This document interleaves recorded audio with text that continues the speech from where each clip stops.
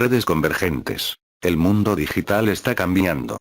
La capacidad de acceder a Internet y a la red corporativa ya no se limita a oficinas físicas, ubicaciones geográficas o zonas horarias. En el lugar de trabajo globalizado actual, los empleados pueden acceder a los recursos desde cualquier lugar del mundo, y la información debe estar disponible en cualquier momento y en cualquier dispositivo. Estos requisitos impulsan la necesidad de armar redes de última generación que sean seguras, confiables y de alta disponibilidad. Estas redes de última generación no solo deben ser compatibles con las expectativas y los equipamientos actuales, sino que también deben ser capaces de integrar plataformas antiguas. Las redes convergentes contribuyen a proporcionar el acceso a la red en cualquier momento, en cualquier lugar y en cualquier dispositivo.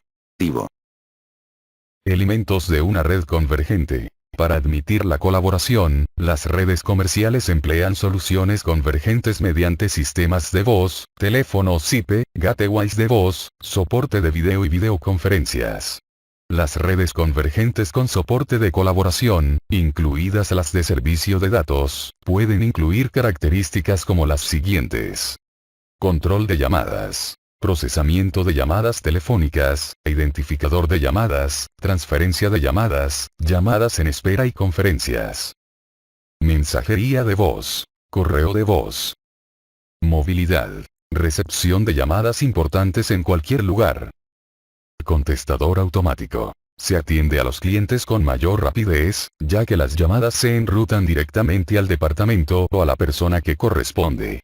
Uno de los principales beneficios de la transición hacia una red convergente es que se debe instalar y administrar una sola red física. Esto permite ahorrar de manera considerable en la instalación y la administración de las redes de voz, de video y de datos independientes. Estas soluciones de redes convergentes integran la administración de la tecnología de la información para que cada movimiento, adición y modificación se complete con una interfaz de administración intuitiva. Además, las soluciones de redes convergentes admiten las aplicaciones de Softphone para PC, así como de video punto a punto, de modo que los usuarios puedan disfrutar de las comunicaciones personales con la misma facilidad de administración y de uso de una llamada de voz. La convergencia de servicios en la red dio lugar a una evolución de las redes, de la función tradicional de transporte de datos a una gran autopista para la comunicación de datos, voz y video. Esta red física se debe diseñar e implementar correctamente para permitir el manejo confiable de los diversos tipos de información que debe transportar. Para permitir la administración de este entorno complejo, se requiere un diseño estructurado. Redes conmutadas sin fronteras. Con las crecientes demandas de las redes convergentes, la red se debe desarrollar con un enfoque arquitectónico que integre inteligencia, simplifique las operaciones y sea escalable para satisfacer demandas futuras. La arquitectura Cisco Borderless Network es un ejemplo de uno de los últimos desarrollos del diseño de red. Cisco Borderless Network es una arquitectura de red que combina varias innovaciones y consideraciones de diseño para permitir que las organizaciones se conecten con cualquier persona, en cualquier lugar, en cualquier momento y en cualquier dispositivo de forma segura, con confianza y sin inconvenientes. Esta arquitectura está diseñada para enfrentar los desafíos comerciales y de la tecnología de la información, como la admisión de redes convergentes y el cambio de los patrones de trabajo. La arquitectura Cisco Borderless Network se construye sobre una infraestructura de hardware y software escalable y resistente. Esta arquitectura permite que distintos elementos, desde switches de acceso hasta puntos de acceso inalámbrico, funcionen conjuntamente y permitan a los usuarios acceder a los recursos en cualquier momento y lugar, lo que proporciona optimización, escalabilidad y seguridad a la colaboración y la virtualización. Jerarquía en las redes conmutadas sin fronteras.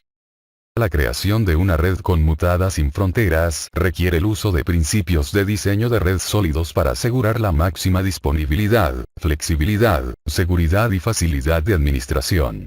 Las redes conmutadas sin fronteras deben funcionar según los requisitos actuales y los servicios y las tecnologías que se requerirán en el futuro.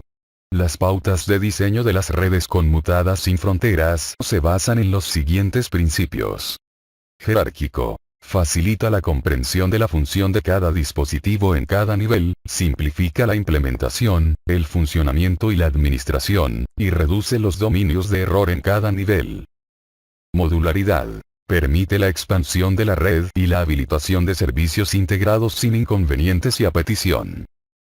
Resistencia. Satisface las expectativas del usuario al mantener la red siempre activa.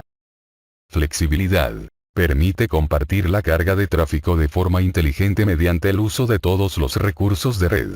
Estos no son principios independientes. Es fundamental comprender cómo encaja cada principio en el contexto de los demás. El diseño jerárquico de una red conmutada sin fronteras sienta una base que permite que los diseñadores de red superpongan las características de seguridad, movilidad y comunicación unificada. Los modelos de capas de 3 y 2 niveles son marcos de diseño jerárquico doblemente comprobados para las redes de campus. Las tres capas fundamentales dentro de estos diseños con niveles son las capas de acceso, de distribución y de núcleo. Cada capa se puede considerar como un módulo estructurado bien definido, con funciones y roles específicos en la red de campus. La introducción de la modularidad en el diseño jerárquico de campus asegura aún más que la red de campus mantenga la resistencia y la flexibilidad suficientes para proporcionar servicios de red fundamentales. La modularidad también permite el crecimiento y los cambios que ocurren con el tiempo. Núcleo, distribución y acceso. Capa de acceso. La capa de acceso representa el perímetro de la red, por donde entra o sale el tráfico de la red de campus. Tradicionalmente, la función principal de los switches de capa de acceso es proporcionar acceso de red al usuario. Los switches de capa de acceso se conectan a los switches de capa de distribución, que implementan tecnologías de base de red como el routing, la calidad de servicio y la seguridad. Para satisfacer las demandas de las aplicaciones de red y de los usuarios finales, las plataformas de switching de última generación ahora proporcionan servicios más convergentes, integrados e inteligentes a diversos tipos de terminales en el perímetro de la red. La incorporación de inteligencia en los switches de capa de acceso permite que las aplicaciones funcionen de manera más eficaz y segura en la red. Capa de distribución. La capa de distribución interactúa entre la capa de acceso y la capa de núcleo para proporcionar muchas funciones importantes, incluidas las siguientes. Agregar redes de armario de cableado a gran escala. Agregar dominios de difusión de capa 2 y límites de routing de capa 3. Proporcionar funciones inteligentes de switching, de routing y de política de acceso a la red para acceder al resto de la red. Proporcionar una alta disponibilidad al usuario final mediante los switches de capa de distribución redundantes, y rutas de igual costo al núcleo. Proporcionar servicios diferenciados a distintas clases de aplicaciones de servicio en el perímetro de la red. Capa núcleo. La capa de núcleo es el backbone de una red. Esta conecta varias capas de la red de campus. La capa de núcleo funciona como agregador para el resto de los bloques de campus y une el campus con el resto de la red. El propósito principal de la capa de núcleo es proporcionar el aislamiento de fallas y la conectividad de backbone de alta velocidad. Para armar un diseño de disposición de cables físicos simplificado, escalable, rentable y eficaz, se recomienda armar una topología de red física en estrella extendida desde una ubicación central en un edificio hacia el resto de los edificios en el mismo campus. En algunos casos, debido a la falta de restricciones físicas o de escalabilidad de la red, no es necesario mantener las capas de distribución y de núcleo separadas. En las ubicaciones de campus más pequeñas, donde hay menos usuarios que acceden a la red, o en los sitios de campus que constan de un único edificio, puede no ser necesario que las capas de núcleo y de distribución estén separadas. En esta situación, la recomendación es el diseño alternativo de red de campus de 2 niveles, también conocido como diseño de red de núcleo contraído. Función de las redes conmutadas. La función de las redes conmutadas evolucionó notablemente en las 2 últimas décadas. No hace mucho tiempo, las redes conmutadas planas de capa 2 eran lo habitual. Las redes de datos planas de capa 2 dependían de las propiedades básicas de Ethernet y del uso generalizado de los repetidores OPS para propagar el tráfico LAN a través de una organización. Las redes se cambiaron básicamente por LAN conmutadas en las redes jerárquicas. Las LAN conmutadas brindan más flexibilidad, administración de tráfico y características adicionales, como las siguientes. Calidad de servicio. Seguridad adicional. Compatibilidad con tecnología de redes y conectividad inalámbricas. Compatibilidad con tecnologías nuevas, como la telefonía IP y los servicios de movilidad. Consideraciones comerciales que se deben tener en cuenta para seleccionar el tipo de switch. Costo. El costo de un switch depende de la cantidad y la velocidad de las interfaces, de las funciones admitidas y de la capacidad de expansión. Densidad de puertos. Los switches de red deben admitir una cantidad adecuada de dispositivos en la red. Alimentación. Hoy en día, es común alimentar puntos de acceso, teléfonos IP e incluso switches compactos mediante la alimentación por Ethernet. Además de las consideraciones de alimentación por Ethernet, algunos switches basados en bastidor admiten fuentes de alimentación redundantes. Confiabilidad. El switch debe proporcionar acceso continuo a la red. Velocidad del puerto. La velocidad de la conexión de red es uno de los aspectos fundamentales para los usuarios finales. Buffers para tramas. La capacidad que tiene el switch de almacenar tramas es importante en las redes donde puede haber puertos congestionados conectados a servidores o a otras áreas de la red. Escalabilidad. En general, la cantidad de usuarios en una red aumenta con el tiempo. Por lo tanto, el switch debe proporcionar la posibilidad de crecimiento. Factores de forma de los switches. En las redes comerciales, se usan diversos tipos de switches. Es importante implementar los tipos de switches adecuados según los requisitos de la red. Cuando se seleccione el tipo de switch, el diseñador de red debe elegir entre una configuración fija o una modular, y entre un dispositivo apilable o no apilable. Otra consideración es el grosor del switch, expresado en cantidad de unidades de rack. Esto es importante para los switches que se montan en un rack.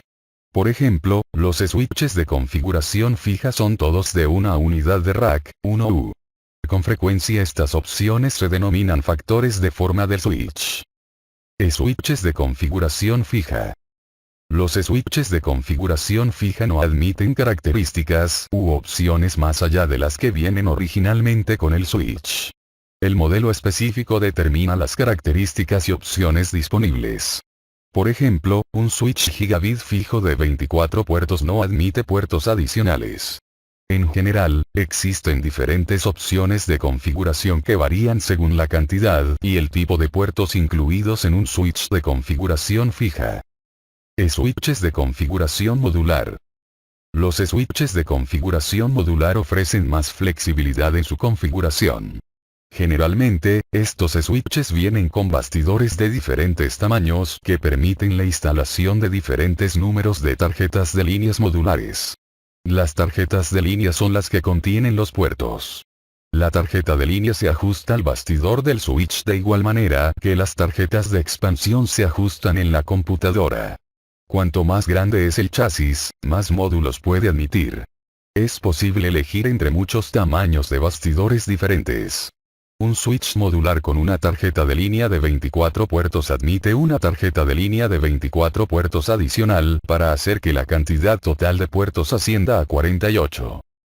Switches de configuración apilable. Los switches de configuración apilable se pueden interconectar mediante un cable especial que proporciona un rendimiento de ancho de banda alto entre los switches. La tecnología Cisco STACWISE permite la interconexión de hasta 9 switches. Los switches se pueden apilar unos sobre otros con cables que conectan los switches en forma de cadena margarita. Los switches apilados operan con efectividad como un switch único más grande. Los switches apilables son convenientes cuando la tolerancia a fallas y la disponibilidad de ancho de banda son críticas y resulta costoso implementar un switch modular. El uso de conexiones cruzadas hace que la red pueda recuperarse rápidamente si falla un switch único.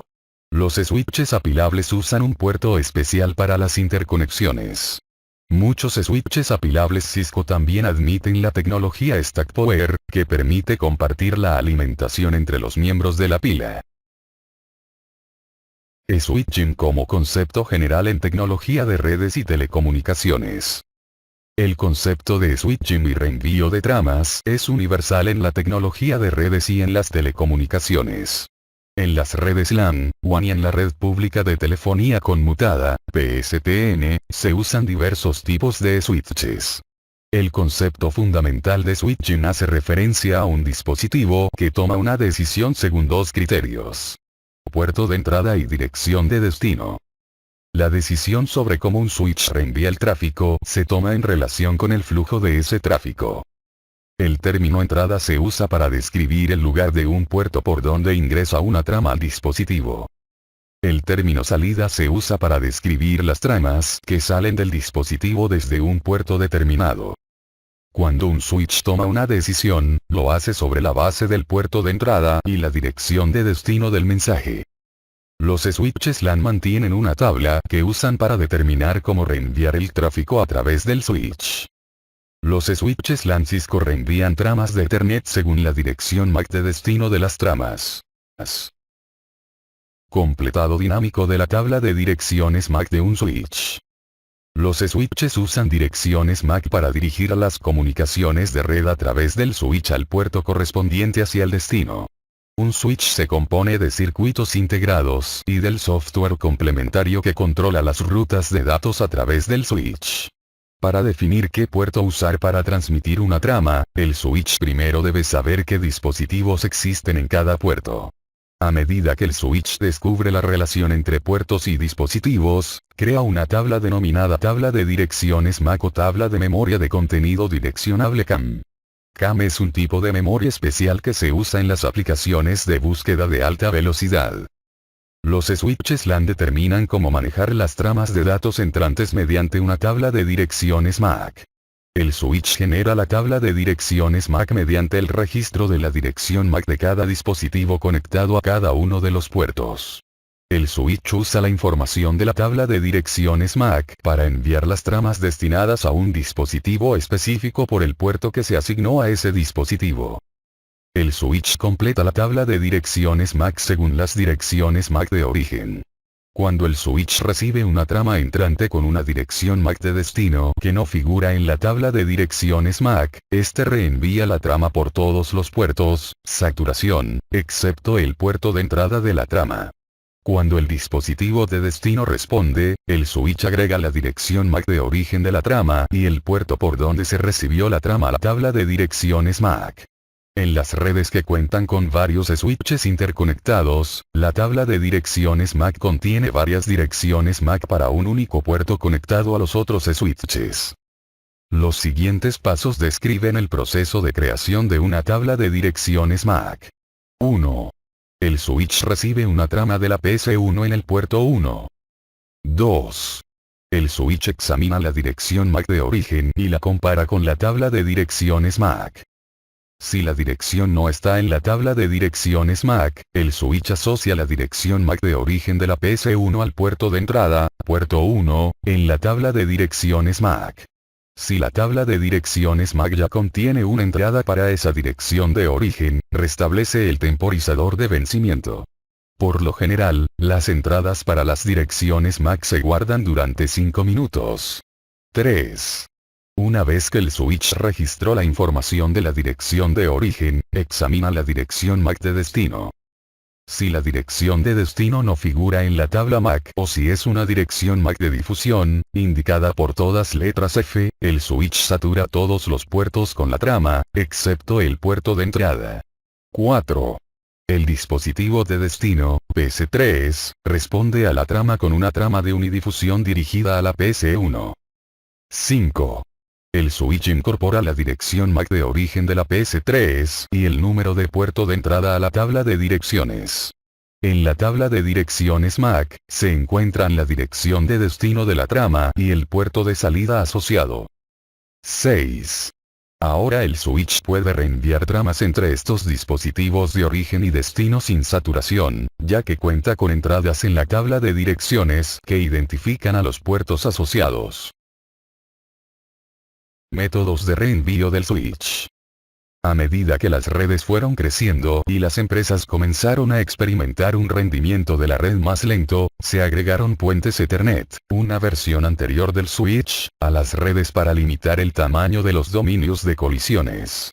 En la década de los 90, los avances en las tecnologías de circuitos integrados permitieron que los switches LAN reemplazaran a los puentes Ethernet. Estos switches LAN podían transportar las decisiones de reenvío de capa 2 desde el software hasta los circuitos integrados de aplicación específica, ASIC.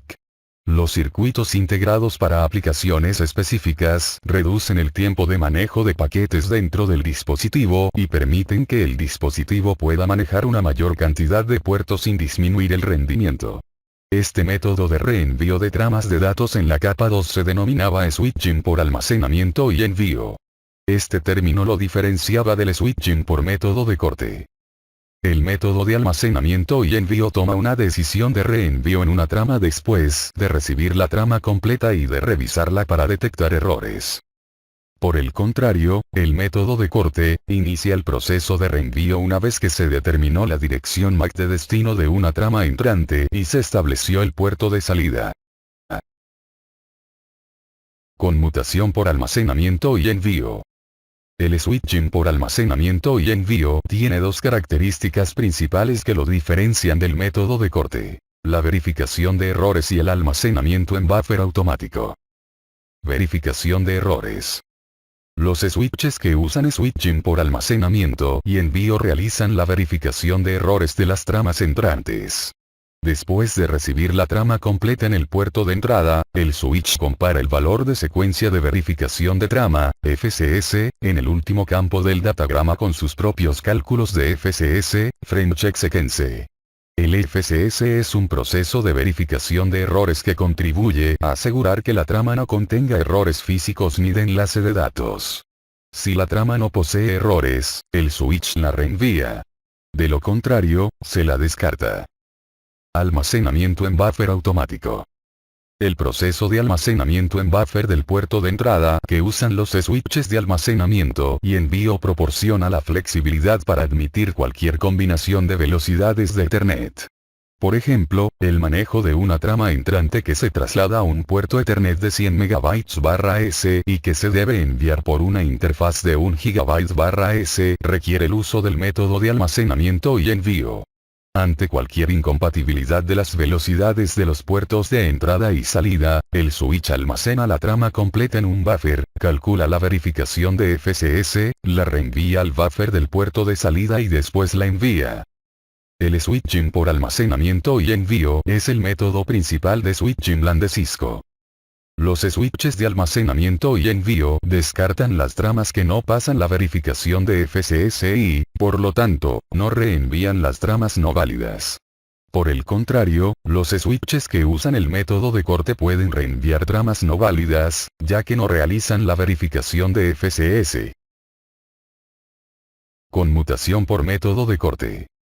Una ventaja del switching por método de corte es que el switch tiene la capacidad de iniciar el reenvío de una trama antes que con el switching por almacenamiento y envío. El switching por método de corte tiene dos características principales: el reenvío rápido de tramas y el procesamiento de tramas no válidas. Reenvío rápido de tramas. Los switches que usan el método de corte pueden tomar una decisión de reenvío tan pronto como encuentran la dirección MAC de destino de la trama en la tabla de direcciones MAC. El switch no tiene que esperar a que el resto de la trama ingrese al puerto de entrada antes de tomar la decisión de reenvío. Con los controladores MAC y los ASIC actuales, los switches que usan el método de corte pueden decidir rápidamente si necesitan examinar una mayor parte de los encabezados de una trama para propósitos de filtrado adicional. Por ejemplo, el switch puede analizar más allá de los primeros 14 bytes, la dirección MAC de origen, la dirección MAC de destino y los campos de Ethertype, y examinar 40 bytes adicionales para llevar a cabo las funciones más sofisticadas relacionadas con las capas 3 y 4 de IPv4. El switching por método de corte no descarta la mayoría de las tramas no válidas. Las tramas con errores se reenvían a otros segmentos de la red. Si hay un índice de error alto, tramas no válidas, en la red, el switching por método de corte puede tener un impacto negativo en el ancho de banda. De esta forma, se obstruye el ancho de banda con las tramas dañadas y no válidas. Libre de fragmentos. El switching libre de fragmentos es una forma modificada del switching por método de corte en la cual el switch espera a que pase la ventana de colisión, 64 bytes, antes de reenviar la trama. Esto significa que cada trama se registra en el campo de datos para asegurarse de que no se produzca la fragmentación. El modo libre de fragmentos proporciona una mejor verificación de errores que el de corte, con prácticamente ningún aumento de latencia. Con la ventaja de la velocidad de latencia más baja que la del switching por método de corte, este modo resulta más adecuado para las aplicaciones muy exigentes de tecnología informática de alto rendimiento, HPC, que requieren latencias de proceso a proceso de 10 microsegundos o menos. Dominios de colisiones. En los segmentos Ethernet basados en UPS, los dispositivos de red compiten por el medio, porque los dispositivos deben turnarse durante la transmisión. Los segmentos de red que comparten el mismo ancho de banda entre dispositivos se conocen como dominios de colisiones, ya que cuando hay dos o más dispositivos que intentan comunicarse dentro de ese segmento al mismo tiempo, pueden ocurrir colisiones. Sin embargo, es posible usar otros dispositivos de red, por ejemplo, switches y routers, que funcionan en la capa de acceso a la red del modelo TCP/IP y superiores para segmentar la red y reducir el número de dispositivos que compiten por el ancho de banda. Cada segmento nuevo produce un nuevo dominio de colisiones. Hay más ancho de banda disponible para los dispositivos en un segmento, y las colisiones en un dominio de colisiones no interfieren en los demás segmentos. Esto también se conoce como microsegmentación. Como se muestra en la ilustración, cada puerto del switch se conecta a un único servidor o una única computadora y representa un dominio de colisiones independiente. Dominios de broadcast. Si bien los switches hacen pasar por un filtro a la mayoría de las tramas según las direcciones MAC, no hacen lo mismo con las tramas de broadcast. Para que otros switches en la LAN reciban las tramas de difusión, los switches deben saturar todos los puertos con estas tramas. Una serie de switches interconectados forma un dominio de broadcast simple. Solo los dispositivos de capa de red, como los routers, pueden dividir un dominio de difusión de capa 2. Los routers se usan para segmentar los dominios de colisiones y de difusión. Cuando un dispositivo desea enviar una difusión de capa 2, la dirección MAC de destino de la trama se establece solo en números 1 binarios. Todos los dispositivos en el dominio de difusión reciben una trama con una dirección MAC de destino, compuesta solo por números 1 binarios. El dominio de difusión de capa 2 se denomina dominio de difusión MAC. El dominio de difusión MAC consta de todos los dispositivos en la LAN que reciben tramas de difusión de un host.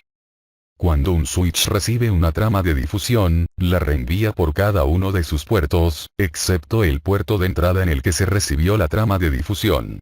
Cada dispositivo conectado al switch recibe una copia de la trama de difusión y la procesa. En ocasiones, las difusiones son necesarias para localizar inicialmente otros dispositivos y servicios de red, pero también reducen la eficacia de la red. El ancho de banda de red se usa para propagar el tráfico de difusión. Si hay demasiadas difusiones y una carga de tráfico intensa en una red, se puede producir una congestión, un rendimiento de la red más lento. Cuando hay dos switches conectados entre sí, se aumenta el dominio de difusión. En este caso, se reenvía una trama de difusión a todos los puertos conectados en el switch S1. El switch S1 está conectado al switch S2. Luego, la trama se propaga a todos los dispositivos conectados al switch S2. Alivio de la congestión en la red. Los switches LAN tienen características especiales que los hacen eficaces para aliviar la congestión de una red. En primer lugar, permiten la segmentación de una LAN en dominios de colisiones independientes. Cada puerto del switch representa un dominio de colisiones independiente y proporciona todo el ancho de banda a los dispositivos conectados a dicho puerto. En segundo lugar, proporcionan la comunicación full duplex entre los dispositivos. Una conexión full duplex puede transportar las señales transmitidas y recibidas al mismo tiempo. Las conexiones full duplex aumentaron notablemente el rendimiento de las redes LAN y se requieren para velocidades de Ethernet de 1 GB/s y superiores. Los switches interconectan segmentos LAN, dominios de colisiones, usan una tabla de direcciones MAC para determinar el segmento al que deben enviar la trama y pueden reducir o eliminar las colisiones por completo. A continuación, se detallan algunas características importantes de los switches que contribuyen a aliviar la congestión de la red. Alta densidad de puertos. Los switches tienen altas densidades de puertos. Los switches de 24 y 48 puertos con frecuencia son de solo una unidad de rack, 1,75 in, de altura y funcionan a velocidades de 100 MB/s, 1 GB/s y 10 GB/s. Los switches empresariales grandes pueden admitir cientos de puertos. Buffers grandes para tramas. La capacidad de almacenar más tramas recibidas antes de comenzar a descartarlas es útil, especialmente cuando puede haber puertos congestionados conectados a servidores o a otras partes de la red. Velocidad del puerto. Según el costo de un switch, es posible que admita una combinación de velocidades. Los puertos de 100 MB/s y de 1 GB/s o 10 GB/s son comunes, también puede haber de 100 GB/s. Switching interno rápido. La capacidad de reenvío interno rápido promueve un alto rendimiento. El método que se usa puede ser un bus interno o una memoria compartida de gran velocidad, lo que afecta el rendimiento general del switch. Bajo costo por puerto. Los switches proporcionan una alta densidad de puertos a menor costo. Por este motivo, los switches LAN pueden admitir diseños de red que admiten menos usuarios por segmento y, por lo tanto, se aumenta el ancho de banda disponible para cada usuario.